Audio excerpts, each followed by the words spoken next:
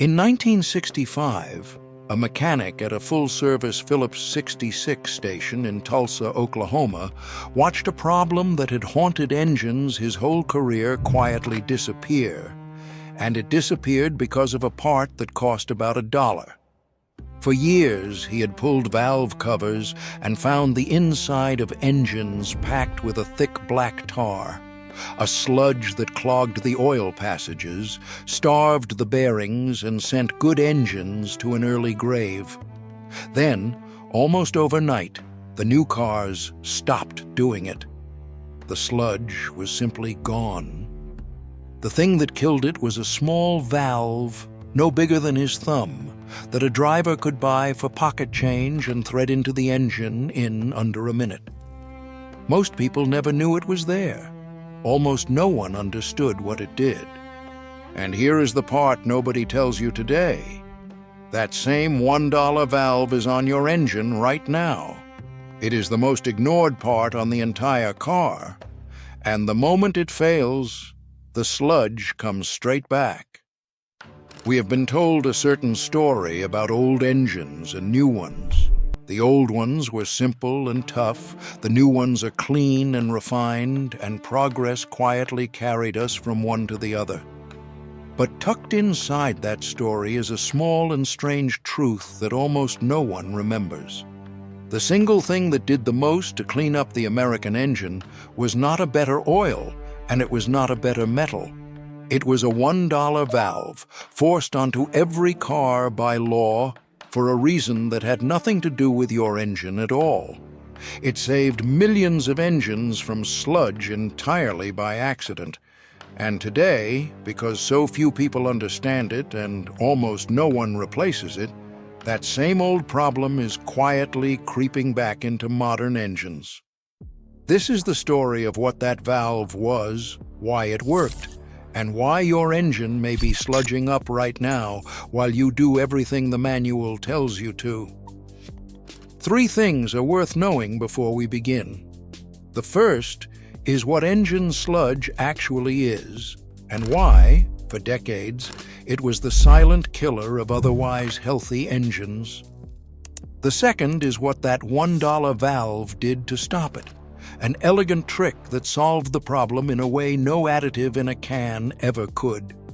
And the third is the strangest part of all, the real reason that valve was put there in the first place, which had nothing to do with saving your engine and everything to do with the dirty air hanging over a city 1,000 miles away. This is not a story about a miracle in a bottle or a secret someone is keeping from you for spite. It is a story about the most important engine part you have never once thought about. A part that quietly protects your engine every mile you drive, and quietly destroys it the moment it clogs shut. It is worth understanding, because keeping it working is the cheapest engine insurance there is. Subscribe, and let me tell you about the $1 valve that killed engine sludge, and the reason it is coming back. To understand the valve, you first have to understand the enemy it was built to fight.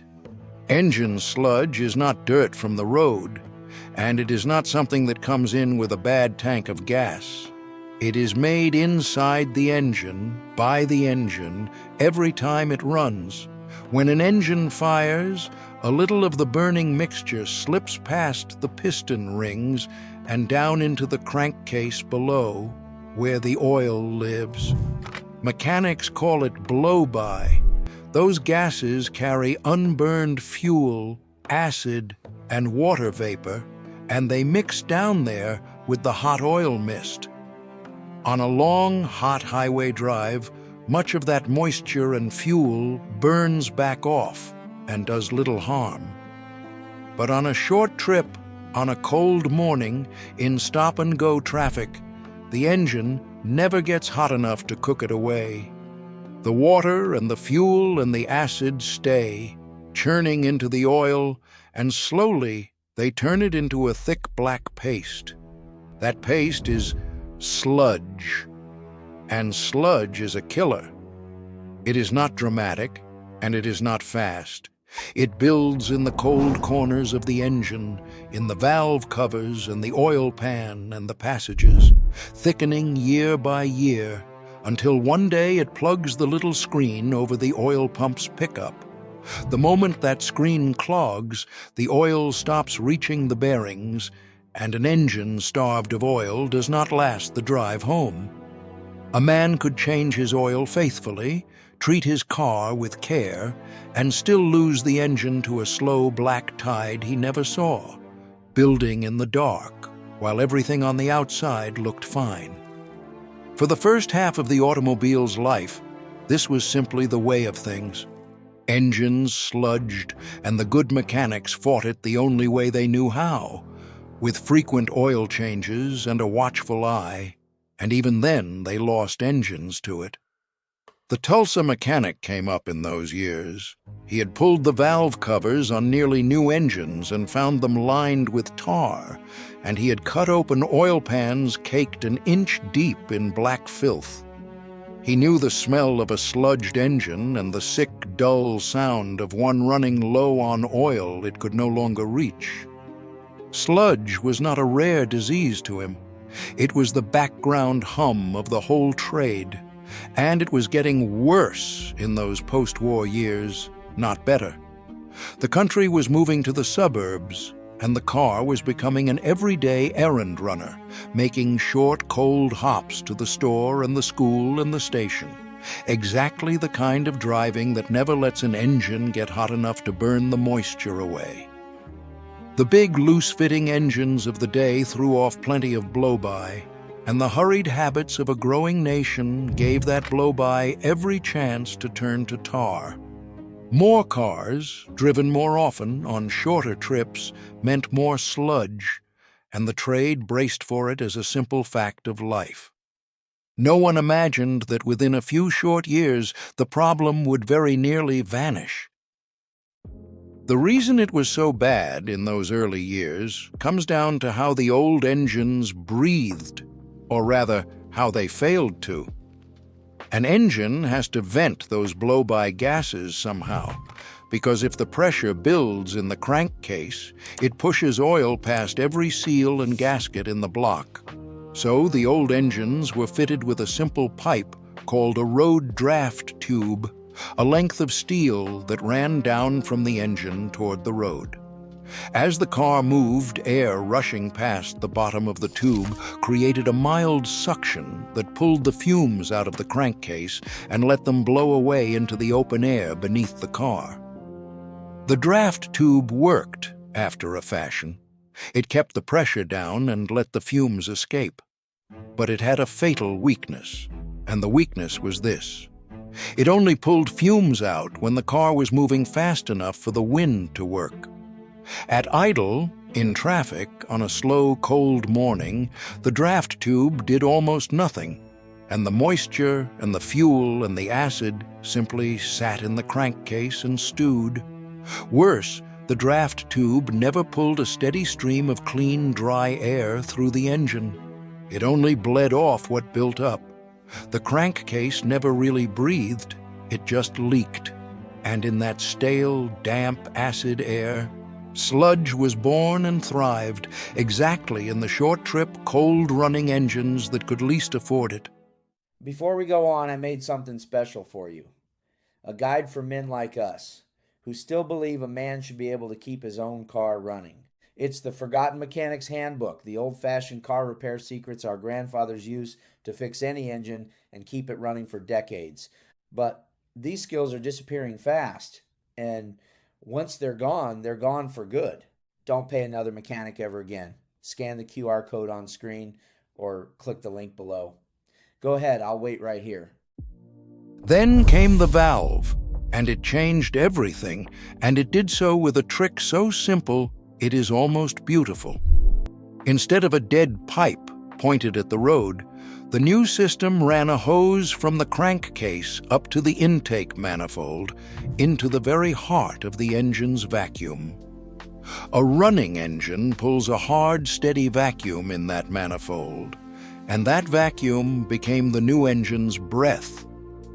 It reached down into the crankcase and drew the fumes up and out continuously, at idle and at speed, in traffic and on the highway, whether the car was moving or standing still. And crucially, as it pulled the stale fumes out one side, it drew clean, dry, filtered air in the other, so that a fresh breeze swept through the crankcase every second the engine ran. The moisture never got the chance to settle. The fuel and acid were pulled out and burned before they could cook into tar. The engine, for the first time, truly breathed. The heart of that system was the valve itself, the small spring-loaded piece that gave the whole thing its name. Its job was to meter the flow, to open wide when the engine needed it, and pinch down when the vacuum ran too high, so the crankcase breathed at the right rate, no matter what the engine was doing. That was the quiet genius of it. At idle, when the manifold vacuum was fierce, the valve pinched nearly shut, so it would not lean out the mixture and stumble the engine. Under hard acceleration, when the vacuum fell away, it opened wide to move the greater rush of blow-by that a working engine makes. It was a self-adjusting breath, matched to the engine's every mood, and it asked for no attention at all beyond a clean part that could still move. In 1968, the system was improved once more. Its fresh air inlet moved up inside the air cleaner, so that even the fumes that escaped at full throttle were captured and burned instead of vented, sealing the crankcase off from the outside world entirely. It was a clever little thing, and it was cheap, $1 or so, small enough to hold in the palm of your hand. And when it was working, it quietly ended the oldest plague in the engine. The sludge that had killed engines for 50 years met a simple valve and a steady stream of fresh air, and it lost. The Tulsa mechanic saw the change with his own eyes, on his own lifts, in the space of just a few model years. The new engines came in for their oil changes clean inside, where the old ones had come in caked. He learned the little valve quickly, the way a good mechanic learns anything that matters, and he built it into his routine. At every oil change, he pulled the valve out of its rubber grommet, and he shook it next to his ear. A good valve rattled, a bright metallic click of the plunger moving free inside. A clogged one was silent, gummed solid with the very sludge it was meant to prevent. If it did not rattle, it did not leave his shop alive. He would thread in a fresh one, $1 part, a minute of work, and send the engine back out to breathe clean for another 20,000 miles. His customers never knew what he was doing for them. They saw an oil change and a friendly wave, and they drove away with no idea that the cheapest part on the whole invoice was the one keeping their engine alive. That was the shape of it.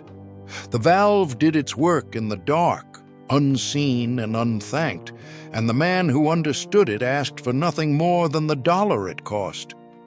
He knew what the inside of a sludged engine looked like, and he knew that the little rattling valve was all that stood between his customers and that black tide.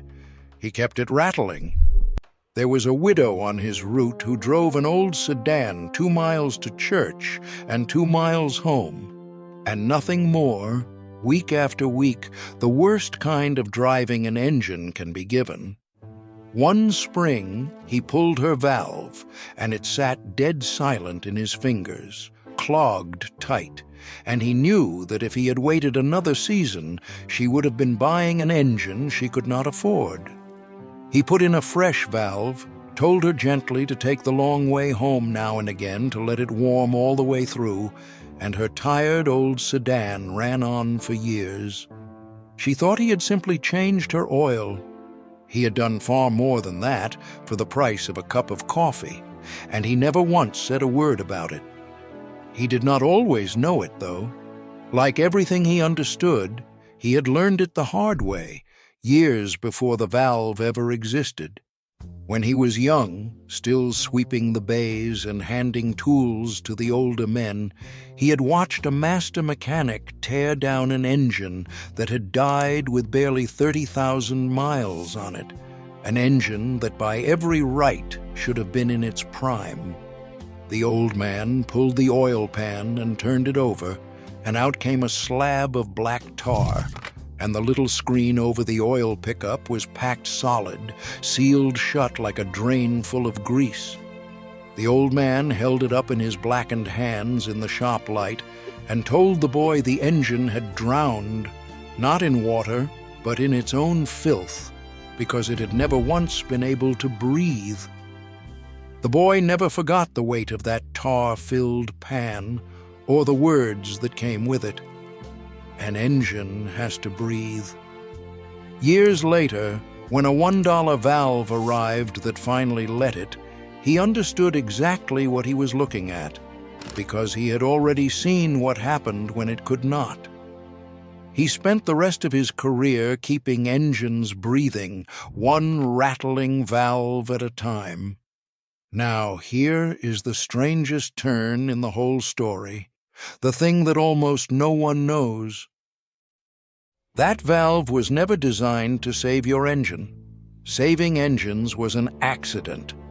Go back to the 1950s to Los Angeles, choking under a brown haze of smog that stung the eyes and hid the mountains. For years, no one was even sure what the haze was. It was not ordinary coal smoke, and it behaved strangely, thickening in the sunlight of the afternoon rather than the dark. It took a determined chemist at the California Institute of Technology, working through the early 1950s, to unravel it, and what he found was that the smog was cooked up in the air itself, by sunlight acting on the unburned hydrocarbons and other gases pouring out of the region's tailpipes, and, as it turned out, its crankcases. The automobile was not merely adding smoke to the city, it was supplying the raw ingredients that the sun baked into something far worse.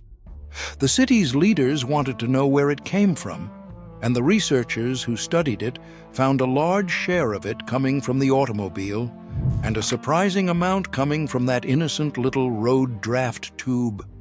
All those crankcase fumes, all that unburned fuel and vapor, that every car in the city was venting straight into the air, all day, every day, added up to a real and measurable slice of the smog. The draft tube was not just stewing the inside of the engine, it was fouling the sky over the city. So the regulators acted, and they acted for the AIR, not for the engine.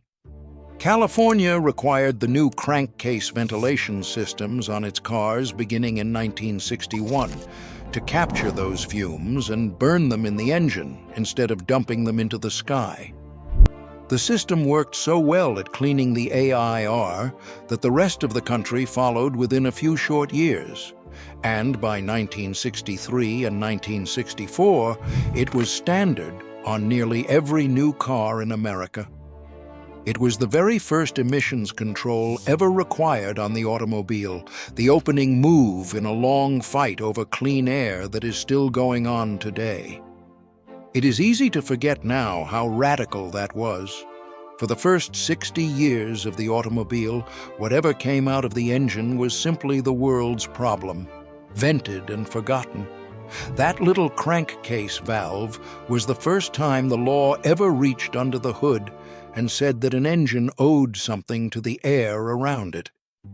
Everything that came after, the converters, the sensors, the whole modern clean-running machine, traces back to that first small rule and that first small valve. And almost none of the people who fought for it were thinking about sludge at all. They were thinking about children breathing on a summer afternoon in Los Angeles. And the engine cleaning was a side effect. A happy accident. The men who wrote those rules were trying to lift the smog off of Los Angeles, and in doing so, they forced onto every car a device that swept the sludge out of every crankcase in the nation, and most of them probably never gave the second gift a thought. the thing that finally killed the oldest engine killer there was, a plague that oil companies and mechanics had battled for 50 years, was not sold in a can and was not invented in a lab to do it. It was a pollution rule, and it cleaned the inside of your engine on its way to cleaning the AIR. This is worth being honest about, because there is a version of this story where the government is the villain, and it is a lie. The regulators did not take something from your engine, they gave it something by accident, and it was one of the best things that ever happened to the internal combustion engine.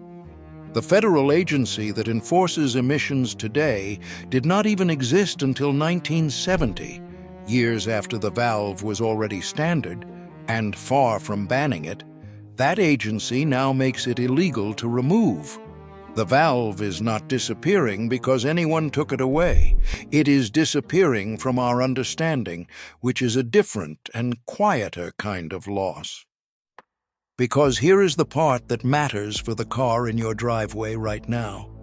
The valve is still there on nearly every gasoline engine made, but it is the single most ignored part on the whole machine. It is small, it is hidden, it costs almost nothing, and it lives out of sight, so it gets forgotten.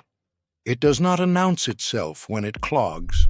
It just stops rattling, stops breathing, and lets the old process begin again in the dark. And almost nobody checks it anymore. The quick oil change shop that does your service in 15 minutes is not pulling that valve and shaking it by their ear the way the Tulsa mechanic did. It is not on their clock, and it is not on their list. So it sits, and it gums, and it clogs on millions of cars whose owners have never heard of it. Two modern habits have made it worse. The first is that the valve simply ages out, its spring weakening and its passages gumming over the years, and a part no one inspects is a part no one replaces.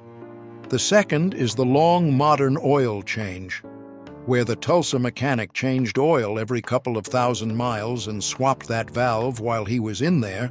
A modern car may go 7, 10, even 15,000 miles between changes, and oil that sits that long has far more time to collect the moisture and acid a failing valve can no longer sweep away. Put a clogged valve together with a long oil interval and a lot of short cold trips, and you have rebuilt, part for part, the exact conditions that bred sludge in 1955. The engine stops breathing, and the black tide begins to rise again. It is not a theory.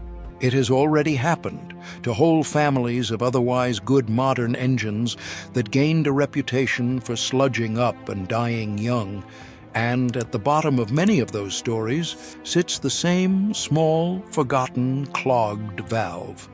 It crept back in the worst way, too, because it crept back invisibly. A modern engine gives almost no outward sign that its crankcase has stopped breathing. The car runs, the dash stays dark, the oil looks like oil on the stick. Meanwhile, out of sight behind the valve cover, the moisture and the acid are building in oil that sits too long, and the tar is thickening in the cold corners exactly as it did on the Tulsa mechanic's lifts. By the time it finally shows itself in a rattle or a warning light or a puff of smoke, the damage is often already deep. An engine can sludge to death today just as surely as it could in 1955, and its owner can do everything the dashboard asks and never once know the one small thing that was quietly going wrong. Here is the good news, because this story has a fix, and the fix is almost insultingly cheap. That valve still costs only a few dollars. On most engines, it still takes only a few minutes to reach, pull, and replace. You can do exactly what the Tulsa mechanic did 70 years ago. Find the valve, pull it from its grommet, and shake it beside your ear. If it rattles, clean and bright, the plunger is free, and your engine is breathing. If it is silent, it is clogged, and it is quietly letting the sludge back in, and a few dollars and a few minutes will set it right. Replace it on a schedule, do not stretch your oil changes to the breaking point, and give a short-trip engine the occasional long, hot drive to burn off the moisture. That is the whole secret.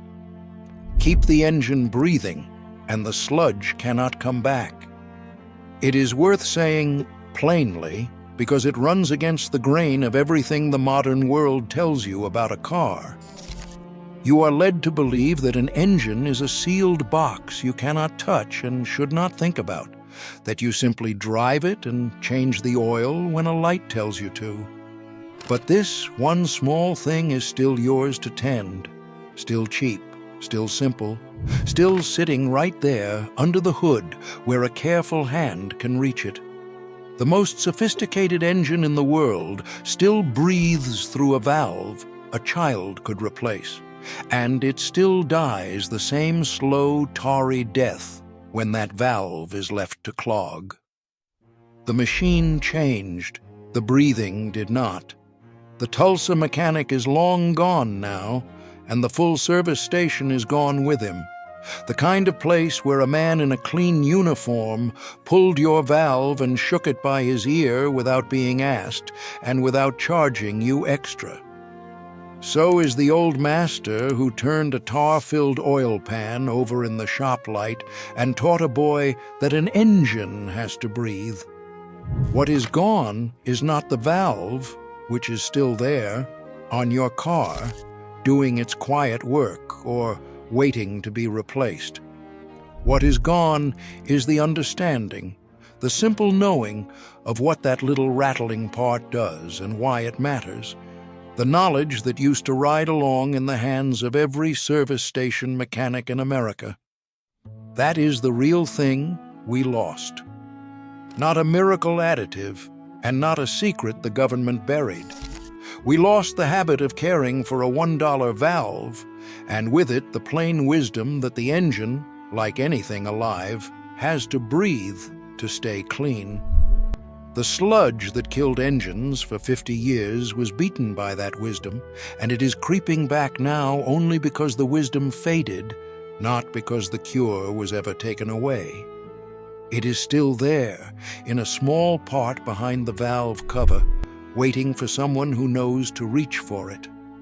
Pull it, shake it, listen for the rattle, and keep your engine breathing the way a man in a Tulsa service bay did, back when everyone still understood that the cheapest part on the car was quietly saving the most expensive one.